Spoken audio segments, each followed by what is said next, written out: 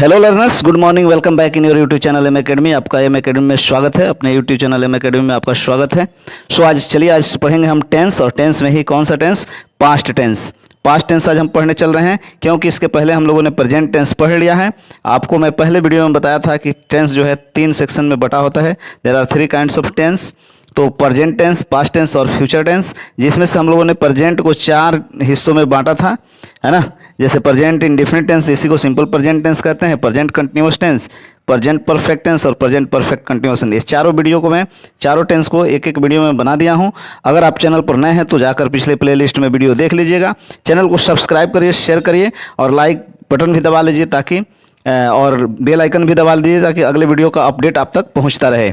और अब इस सिलसिला में जो हम शुरू करेंगे आज है पास्ट टेंस। तो पास्ट टेंस पर आज हम 2 नंबर वाले सेकंड पर चले गए हैं, पास्ट टेंस पर। और पास्ट टेंस का चारों जो टेंस है, काइंड्स है, उनको भी हम एक एक करके देखेंगे, 1 बाय 1। जैसे पास्ट इंडेफिनिट टेंस यानी सिंपल पास्ट टेंस, फिर second number past continuous tense, third number past perfect tense, fourth number past perfect continuous tense. तो इसमें से हम 1 करके करेंगे। तो आज हम लोग जो पढ़ने चल रहे हैं वो ये पढ़ने चल रहे हैं पास्ट का फर्स्ट वाला, यानी पास्ट इंडेफिनिट टेंस या फिर सिंपल पास्ट टेंस।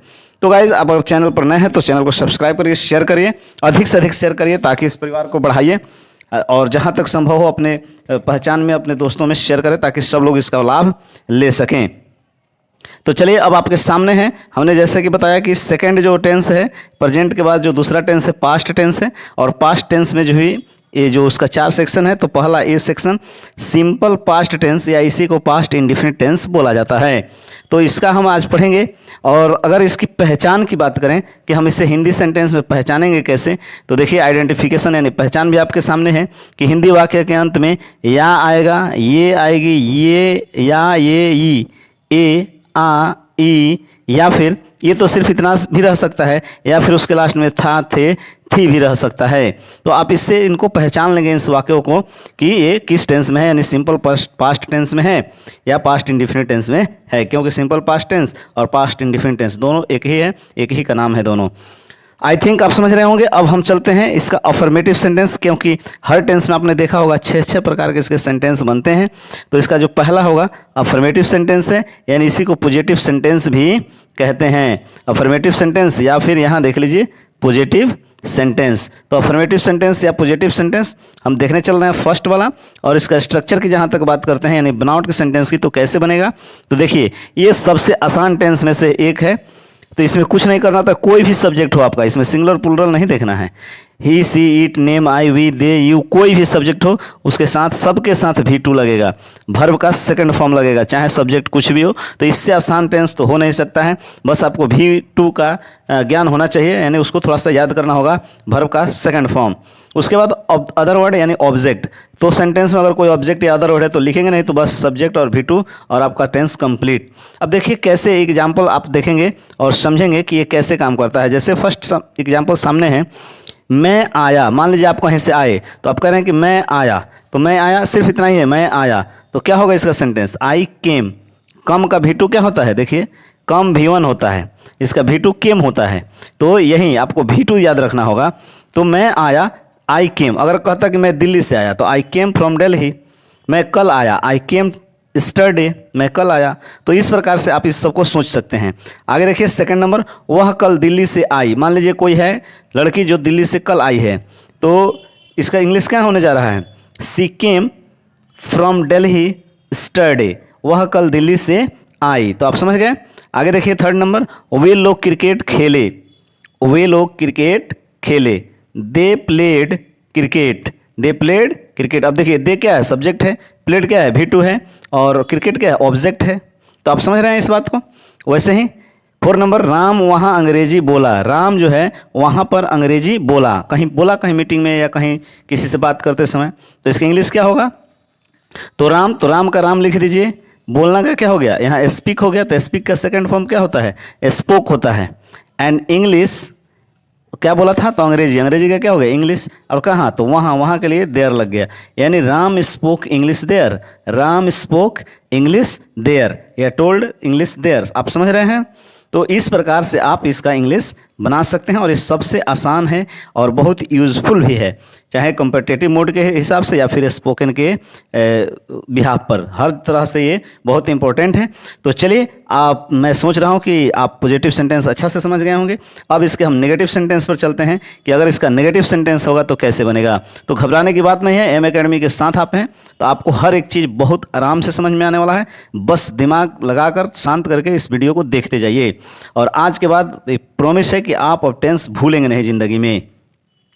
जैसे नेगेटिव सेंटेंस, अब इसका स्ट्रक्चर की जब हम बात करते हैं तो क्या होने वाला है, तो इसमें जितने सब्जेक्ट्स हैं सब आ जाएंगे। कोई भी सब्जेक्ट मैं पहले भी बता दिया हूँ, आई वी यू सी, इसमें कुछ देखना ही नहीं है। और सबके साथ क्या लगेगा, डिड लगेगा, कोई भी हो सबके साथ डिड लगेगा। और उसके बाद से क्या आएगा, नेगेटिव है तो डिड प्लस नॉट और फिर V1। अब यहाँ क्या हो जाएगा, V1 हो जाएगा, वर्ब का बस पहला फॉर्म। क्यों, क्योंकि ये डिड हो गया है। डिड क्या है तो डू का V2 है। डू क्या होता है, वर्ब 1 होता है करना, इसी का क्या हो गया पास्ट, डिड हो गया। क्या हो गया, डिड। और जब डिड यहाँ लग चुका है ऑलरेडी तो अब इसमें V1 ही लगेगा, क्योंकि एक सेंटेंस में दो V2 कैसे लगा सकते हैं, समझ रहे ना। यानी एक सब्जेक्ट पर दो वर्ब और वो भी V2 में कैसे दे सकते हैं, तो गलत हो जाएगा। इसलिए ये डिड हेल्पिंग वर्ब बन जाएगा और मेन वर्ब V1 हो जाएगा। बस यहीं से शुरू करना है, फर्स्ट में V2 रहेगा, बाकी सब में V1 आएगा, तो टेंशन नहीं लेने का, ठीक है ना। तो आपको बस दिमाग से सोचते रहना है और समझते रहना है। बस एक बार मेहनत कर लीजिए, पूरी ज़िंदगी आपको टेंस कभी भूलने नहीं जा रहा है। तो नॉट के बाद V1 और V1 के बाद अदर वर्ड या ऑब्जेक्ट रहेगा आपका। अब जैसे एग्जाम्पल देखिए, ज़्यादा समझ में आएगा।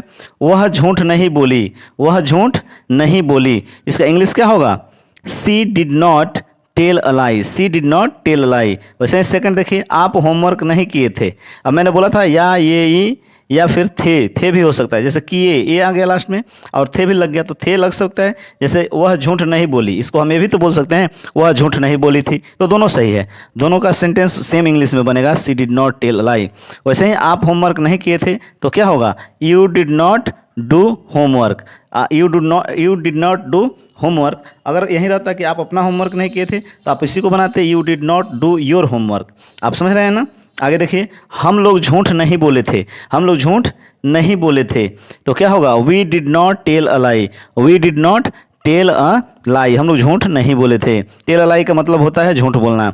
राम खाना नहीं खाया था, ध्यान से देखिएगा 4 नंबर, राम खाना नहीं खाया था, तो क्या होगा, Ram did not eat food, Ram did not eat food. आगे देखिए 5 नंबर, ओ भी नहीं है, सॉरी ये टाइप है, वे क्या है, ये वे लोग, वे लोग क्रिकेट नहीं खेले, वे लोग क्रिकेट नहीं खेले। या इसको आप ये भी बोल सकते हैं कि वे लोग क्रिकेट नहीं खेले थे। किसी तरीके से कहिएगा, सेम सेंटेंस बनेगा। दे का क्या होता है, वे होता है, वे लोग, वे सब आप जानते हैं। तो they did not play cricket, they did not play cricket. तो आप देख लीजिए कि नेगेटिव कैसे सेंटेंस बनता है। तो इसका नेगेटिव के बाद हम आपको सामने लेकर आएंगे अब इंट्रोगेटिव। क्या आएगा, इंटेरोगेटिव आएगा, यानी क्वेश्चन वर्ड आएंगे, क्वेश्चन सेंटेंस आएंगे, जिसके हम 3rd नंबर बात करेंगे। और ये कैसे क्वेश्चंस होंगे, yes no question, yes no question या यस नो इंट्रोगेटिव सेंटेंसेज जो आपके सामने हैं। तो इसका स्ट्रक्चर अगर हम जान जाते हैं और इसका यस नो क्यों आंसर है या सिंपल इंट्रोगेटिव या यस नो क्वेश्चन इसको कहा जाता है, क्यों कहा जाता है, क्योंकि इसका जो आंसर आता है इस क्वेश्चन का, इसमें अगर जो क्वेश्चन पूछा जाता है तो उसका आंसर हमेशा यस या नो में ही आता है। तो इसका स्ट्रक्चर ध्यान से देख लीजिए।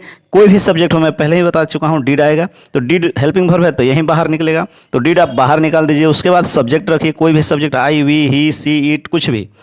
उसके बाद वर्ब का फर्स्ट फॉर्म और उसके बाद अगर ऑब्जेक्ट या अदर वर्ड हो तो डाल देंगे और क्वेश्चन मार्क लगाना नहीं भूलेंगे। आप समझ गए। अब चलिए ज़्यादा समय नहीं गंवाते हुए आपको हम एग्जाम्पल पर ले चलते हैं, ज़्यादा समझ में आएगा। अब देखिए सामने आपके है एग्जाम्पल। एग्जाम्पल क्या है, फर्स्ट एग्जाम्पल देखिए, क्या आप जानते थे। जैसे आप कहते हैं क्या आप जानते थे, तो क्या होगा, did you know, did you know, क्या आप जानते थे। वैसे ही सेकंड, क्या वह बाजार गई थी, क्या वह बाजार गई थी, यानी मार्केट, तो did she go to market, did she go to market, क्या वह बाजार गई थी। आगे देखिए, क्या मैं आपको पढ़ाया था, क्या मैं आपको पढ़ाया था, तो क्या होगा, बहुत सिंपल है, did I teach you, did I teach you. 4 number देखिए, क्या वह झूठ बोली थी, तो क्या बनेगा इसका, did she tell a lie, did she tell a lie. तो आप समझ रहे हैं, इन सभी सेंटेंस को बहुत ध्यान से देखिएगा, समझिएगा। अगर आप वीडियो को पहली बार देख रहे हैं मेरे चैनल पर तो मेरे प्लेलिस्ट में जाकर सभी वीडियो पिछले जितने वीडियोज़ हैं उसको देखिए, ताकि आपको टेंस बिल्कुल कंफर्म हो जाए। जो प्रेजेंट टेंस का सीरीज़ मैंने ख़त्म कर दिया है पिछले वीडियोज़ में, तो उन सभी वीडियोज़ को जाकर देखिए। 4-5 क्लास में पिछले वीडियोज़ में जो खत्म हुआ है प्रेजेंट टेंस, अब ये पास्ट टेंस चल रहा है, तो इसको भी देखिए। और अगर चैनल पर नए हैं तो सब्सक्राइब भी कर लीजिए, शेयर भी कर लीजिए और बेल आइकन को भी दबा लीजिए, ताकि अगले वीडियो का अपडेट आप तक आसानी से पहुंच पाए। तो चलिए हम अब ले चलते हैं आपको अगले टेंस, इसके अगले काइंड पे, यानी यस नो इंट्रोगेटिव्स नेगेटिव सेंटेंसेज। अभी इसके पहले हम लोग पढ़े यस नो इंट्रोगेटिव सेंटेंस सिर्फ, अब इसमें है यस नो इंट्रोगेटिव के साथ साथ नेगेटिव भी वो सेंटेंसेज होंगे। जैसे जो क्वेश्चन होगा नेगेटिव भी क्वेश्चन होगा, तो इससे पहले इसका स्ट्रक्चर हम देख लेते हैं। स्ट्रक्चर क्या होगा, तो सेम है, डीड पहले, उसके बाद कोई भी सब्जेक्ट्स हो, उसके बाद अब यहाँ सब्जेक्ट के बाद नॉट पुट कर देना है, बस इतना ही तो है। नॉट पुट करिए और उसके बाद से V1 लगाइए, और ऑब्जेक्ट या अदर वर्ड हो तो उसको भी यहाँ पुट कर दीजिए। अगर नहीं है तो बस V1 के पास ही फुल स्टॉप लग जाएगा। इस बात को आप याद रखेंगे। अब ज़्यादा देर नहीं करिए, एग्जाम्पल पर आ जाइए। देखिए एग्जाम्पल आपको आसानी से समझ में आ जाना चाहिए। जैसे कि फर्स्ट एग्जाम्पल देखिए, क्या आप खाना नहीं खाए, क्या आप खाना नहीं खाए, तो इसका इंग्लिश क्या होने जा रहा है, did you not eat food, did you not eat food. आप इसको डिडंट भी बोल सकते हैं, शॉर्ट में जो होता है बोलने में डिडंट का इस्तेमाल किया जाता है, ये भी याद रखिए। ये लिखने के लिए डिड फुल, पूरे जो फुल है ना इसका फुल लेंथ सेंटेंस का, did you not eat food, तो ये लिखने में रिटन फॉर्म में इस्तेमाल किया जाता है, लेकिन स्पोकन में आप ये डिडंट यानी शॉर्ट में बोल सकते हैं डिडंट। तो अगर शॉर्ट में बोलेंगे तो क्या हो जाएगा, डिडंट यू ईट फूड, और पूरा बोलेंगे तो did you not eat food. आप समझ गए हैं। तो आप आगे चलिए, सेकंड नंबर देखिए, क्या वह क्रिकेट नहीं खेला था, तो क्या होगा, did he not play cricket, did he not play cricket, और या फिर आप कह सकते हैं डिडंट ही प्ले क्रिकेट। आगे देखिए 3 नंबर, क्या सोहन गाली नहीं दिया, तो क्या होगा, देखिए मैंने यहाँ इसको शॉर्ट में लिख भी दिया है, हालांकि रिटन में नहीं लिखा जाता है, मैंने आपको बताने के लिए लिखा है, didn't Sohan abuse, didn't Sohan abuse. चलिए इसका फुल सेंटेंस क्या होगा वो हमको कमेंट में बताइएगा। अभी तो ये शॉर्ट डिडंट सोहन एब्यूज लिखा हूँ, इसका फुल कैसे बनेगा उसको आप बनाइएगा। आगे देखिए 4 नंबर सेंटेंस, क्या आप स्कूल नहीं गए थे, क्या आप स्कूल नहीं गए थे, तो इसको कैसे बनाइएगा, did you not go to school, did you not go to school, क्या आप स्कूल नहीं गए थे। तो आप देख रहे हैं कि कैसे ये सभी सेंटेंस आसानी से बनाए जाते हैं और बनाए जा रहे हैं। तो आई होप आप समझ रहे होंगे, और निश्चित रूप से वीडियो में बने रहिए। आपके सामने अभी बहुत सारे फॉर्मेट्स आने वाले हैं, तो वीडियो को सब्सक्राइब करते रहिएगा, शेयर भी करते रहिएगा अपने दोस्तों में, ताकि सब लोग इससे लाभ ले सकें। अब चलिए अगला जो इसका काइंड है, यानी 5th नंबर काइंड है, और ये अब आ गया WH word, WH interrogative sentences, यानी WH word interrogative sentences. WH word क्या है, तो मैंने पिछले वीडियो में बहुत बार बताया है कि WH वर्ड इंट्रोगेटिव क्या होता है। तो जैसे कि वाई, वेयर, वाट, व्हेन, ये जितने हाउ, हु, ये जितने वर्ड्स हैं ना, इसी सब को हम WH वर्ड इंट्रोगेटिव बोलते हैं। मैं पिछले वीडियो में बता दिया हूँ, अगर आप चाहें तो पिछले वीडियो में जाकर देख सकते हैं, लिख के भी मैं दे दिया था उसमें, तो आप देख लीजिएगा। उसके बाद चलिए अब ये जो WH इंट्रोगेटिव सेंटेंस है यानी क्वेश्चन है, उसको इसका स्ट्रक्चर क्या होने जा रहा है इसको देख लीजिए। स्ट्रक्चर यानी बनावट इसका क्या होगा, तो देखिए WH वर्ड जो भी होगा, वाई, वेयर, व्हेन, उसको लिख दीजिएगा पहले, उसके बाद से डिड लिख दीजिएगा, उसके बाद सब्जेक्ट लिख दीजिएगा, उसके बाद V1 लिख दीजिएगा, उसके बाद ऑब्जेक्ट या अदर वर्ड लिख दीजिएगा। देखिए इसके स्ट्रक्चर में कुछ याद नहीं करना है, इस WH को हटा दीजिए, तो ये आपको कौन सा सेंटेंस दिख रहा है, तो ये दिख रहा है, अभी आप पढ़े थे कौन सा, yes no question, yes no question पढ़े थे, कौन सा पढ़े थे, यस नो क्वेश्चन पढ़े थे। देखिए यहाँ यस नो इंट्रोगेटिव है, yes no question, did subject V1 other word, दिख रहा है कि नहीं दिख रहा है यहाँ पर, बस इसी के आगे WH लग गया है, इसी के आगे क्या लग गया है, WH लग गया है, देख लीजिए। तो WH डिड सब्जेक्ट V1 और अदर वर्ड यानी ऑब्जेक्ट। तो बस अब इसमें अंतर क्या है, तो क्वेश्चन वर्ड जो होते हैं ना, हिंदी सेंटेंस में अंदर होते हैं, सेंटेंस के बीच में होते हैं, जबकि उसमें क्या था, सिंपल यस नो क्वेश्चन वाला में, कि हिंदी वर्ड में जो क्वेश्चन वर्ड था वो पहले ही था शुरू में। तो अब इसका एग्जाम्पल देखिएगा, ज़्यादा समझ में आएगा। एग्जाम्पल देखिए फर्स्ट, वह यहाँ क्यों आई, वह यहाँ क्यों आई। अब देखिए क्यों जो वर्ड है यही तो क्वेश्चन वर्ड है, तो वह यहाँ क्यों आई, और क्यों कहाँ लगा है, तो सेंटेंस के बीच में लगा हुआ है, उसमें क्या बाहर लग रहा था, याद आया, तो वहीं बस यहीं याद रखना है, वह यहाँ क्यों आई, क्यों आई, ई आ गया ना लास्ट में। या फिर आप इसको ऐसे भी बोल सकते थे, वह यहाँ क्यों आई थी, आप ऐसे भी बोलते हैं वह यहाँ क्यों आई थी, या फिर वह यहाँ क्यों आई। तो ये दोनों बात एक ही है और इसके इंग्लिश भी एक ही बनने जा रहा है। Why did she come here, why did she come here, वह यहाँ क्यों आई थी। आगे देखिए सेकंड नंबर, आप झूठ क्यों बोले, आप झूठ क्यों बोले। मान लीजिए कोई झूठ बोला वहाँ पर, तो आप कह रहे हैं कि आप वहाँ झूठ क्यों बोले, तो आप झूठ क्यों बोले, इसका इंग्लिश क्या होने जा रहा है, why did you tell a lie, why did you tell a lie, आप झूठ क्यों बोले, या फिर लाई भी बोल सकते हैं सिर्फ। आगे देखिए थर्ड नंबर, वह कहाँ गई थी, वह कहाँ गई थी, तो क्या बनने जा रहा है, where did she go, where did she go, वह कहाँ गई थी। कहाँ का अंग्रेजी क्या होता है, वेयर होता है। यानी देखिए इसमें क्यों, क्यों, कहाँ, जो वर्ड है ना उसी का इंग्लिश से बाहर लिख देते हैं, इसी को हम WH वर्ड बोलते हैं। आगे देखिए आप कल क्या खाए, क्या का अंग्रेजी क्या होता है, व्हाट, तो देखिए व्हाट बाहर निकला हुआ है। What did you eat, what did you eat yesterday, yesterday का मतलब होता है बीता हुआ कल, यानी आप कल क्या खाए या आप कल क्या खाए थे, ये भी हो सकता है इसी सेंटेंस का, लेकिन इंग्लिश सेम है। व्हाट डिड यू ईट स्टरडे, आप कल क्या खाए थे। आई थिंक आप इस सब को समझ रहे होंगे। तो आगे चलते हैं, नेक्स्ट क्वेश्चन जो है, नेक्स्ट इसका काइंड्स और लास्ट काइंड है पास्ट टेंस का, सिंपल पास्ट टेंस का 6 number, WH interrogative negative sentences. अब WH इंट्रोगेटिव का नेगेटिव भी होगा, यानी हर का एक नेगेटिव भी होगा, आप याद रखेंगे इस बात को। अब इसका स्ट्रक्चर क्या है तो वो भी देख लेते हैं। तो WH रहेगा, उसके बाद डिड रहेगा, कोई भी सब्जेक्ट हो डिड रहेगा, उसके बाद सब्जेक्ट्स में जो सब्जेक्ट होगा उसको लिख देंगे, he she it name I we you they, कोई भी सब्जेक्ट। उसके बाद से सब्जेक्ट के बाद इसमें भी नॉट रहेगा, और फिर वर्ब का फर्स्ट फॉर्म यानी V1, और फिर ऑब्जेक्ट या अदर वर्ड यहाँ लास्ट में अगर होगा तो रहेगा, नहीं तो V1 के बाद ही फुल स्टॉप आप लगा सकते हैं, ये भी बात याद रखिएगा। अब एग्जाम्पल देखिए, ज़्यादा समझ में आने वाला है आपको। एग्जाम्पल फर्स्ट आपके सामने क्या है, आप क्यों नहीं बोले, आप क्यों नहीं बोले। मान लीजिए कि कोई चुप था वहाँ पर, कोई कुछ कह गया, तो आप कहते हैं कि आप वहाँ क्यों नहीं बोले, तो उसी को आप क्यों नहीं बोले, तो आप इंग्लिश में क्या कहेंगे, Y did you not speak, Y did you not speak, आप क्यों नहीं बोले। अगर यही रहता आप वहाँ क्यों नहीं बोले, तो आप इसी को बोलते Y did you not speak their, है ना। तो आप ऐसे बोल सकते हैं। अब इसको बोलने में कैसे बोल सकते हैं, तो शॉर्ट में बोल सकते हैं, जैसे Y didn't you speak, Y didn't you speak. आप याद रखेंगे बोलचाल में डिडंट बोलेंगे, और लिखने के लिए डिड और यू और फिर नॉट।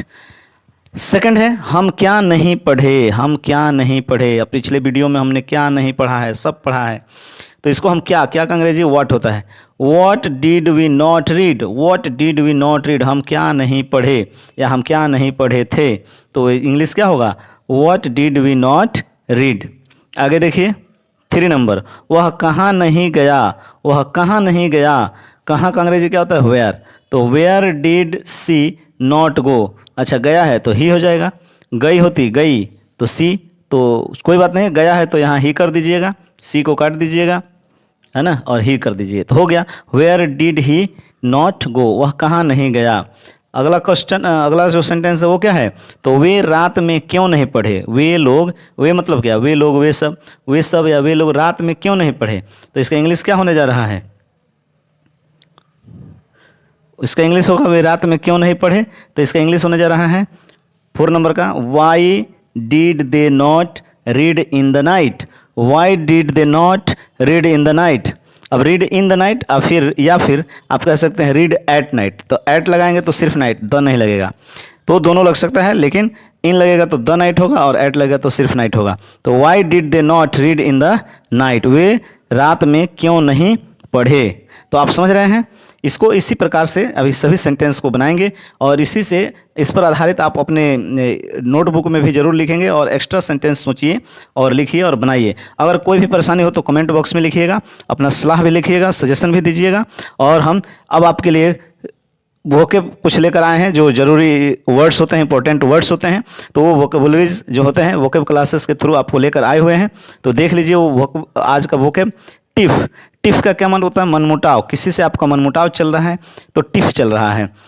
असंडर, असंडर क्या होता है, तो अलग अलग, कोई भी चीज़ अलग हो जाता है, दूर हो जाता है, असंडर्स, ही असंडर्स टू मी, वो मेरे से अलग है। ओवर्ट, ओवर्ट का क्या मतलब होता है, खुला, कोई आदमी आपसे खुला हो, जैसे he is very overt to me, वो मेरे से बहुत खुला रहता है ना, कोई से खुला विचार, है ना। ओवर्ट थॉट, आप समझ गए। स्केप, स्केप का मतलब होता है निकल जाना, कहीं से भाग निकलना, किसी मुश्किल घड़ी से निकल जाना, उसको कहते हैं स्केप। आगे देखिए क्रैंकी, क्रैंकी का मतलब होता है सन की, चिड़चिड़ा। कोई आदमी चिड़चिड़ा या सन की होता है ना, हम कहते हैं ही इज़ वेरी क्रैंकी। आगे देखिए, प्रोक्रास्टिनेट, प्रोक्रास्टिनेट का मतलब होता है, प्रोक्रास्टिनेट का मतलब होता है टालना। जैसे आप काम टालते जाते हैं, कल होगा, परसों होगा, नरसों होगा, तो आप क्या करते हैं, प्रोक्रास्टिनेट करते हैं। और हम कहते हैं कि डोंट प्रोक्रास्टिनेट योर वर्क। अगला शब्द है स्टार्टल। स्टार्टल का मतलब क्या होता है, स्टार्टल डराना, स्टार्टल का मतलब डराना। परस्यू, पर परस्यू ख्याल करना, परस्यू का मतलब है ख्याल करना। उसके बाद से क्या है, फर्टिवली, फर्टिवली मतलब चोरी से, फर्टिवली मीन्स चोरी से। अगला वर्ड है पॉन्डर, पॉन्डर का मतलब होता है विचार करना। और फिर देखिए अमेलियोरेट, अमेलियोरेट, अमेलियोरेट मतलब उन्नति, अमेलियोरेट मतलब उन्नत करना, विकास करना, उन्नति। रिफ्रेन, रिफ्रेन का मतलब होता है रोक देना, स्टॉप, रिफ्रेन का मतलब स्टॉप, बाधा करना, ऑब्स्टेकल, तो रिफ्रेन का मतलब रोकना। इमेकुलेट, इमाकुलेट यानी इमेकुलेट, इमेकुलेट माने होता है बेदाग।